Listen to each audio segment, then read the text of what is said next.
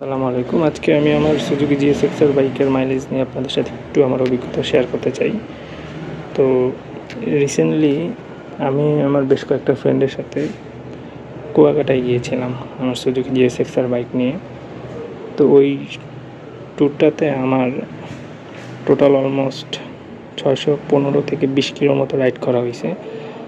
যে আমার মিটারটা দেখলে আপনারা বুঝতে পারবেন, দেখাচ্ছি যে আমার টোটাল ট্যুরের রাইড করেছি আমি 615.8 কিলোমিটার, এবং এইখানে আমি এই 615.8 কিলোমিটারে আমি মাইলেজ পেয়েছি আপনার প্রতি 100 কিলোমিটারের জন্য 2.1 লিটার করে আমার অকটেন লেগেছে।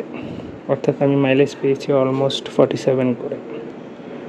এবং আমি আসার সময়, ব্যাক করার সময় আমি ট্রিপ বিতে দেখাচ্ছি যে 303.6 কিলো আমার রাইড করা হয়েছে ঢাকায় আসার সময় কুয়াকাটা থেকে। সেক্ষেত্রে আমার মাইলেজ ছিল অলমোস্ট 50 করে। তো ভিডিওটি এই জন্যই করা, আমরা যারা স্পোর্টস বাইকের মাইলেজ নিয়ে সবসময় একটু দ্বিধাদ্বন্দ্বে থাকি, বা আমাদের মনে হয় যে না, নর্মাল কমিউটার বাইক থেকে স্পোর্টস বাইকের মাইলেজটা একটু কম পাওয়া যায়, তো তাদের জন্য আসলে ভিডিওটা। আসলে আপনি যদি ওয়েল মেনটেন করেন আপনার বাইককে, সেক্ষেত্রে আসলে আপনি দেখা যাবে যে নর্মাল বাইকের থেকেও আপনি খুব ভালো মাইলেজ পাবেন, যেটা আমি কিনা পেয়েছি। আমার বাইকটা অলমোস্ট নতুন, 8,415 কিলোমিটার রাইড হয়েছে। তো এটাই ছিল আমার ভিডিওটি করা এবং অভিজ্ঞতা শেয়ার করা। ইনশাল্লাহ আবার নেক্সট কোনো ভিডিওতে আপনাদের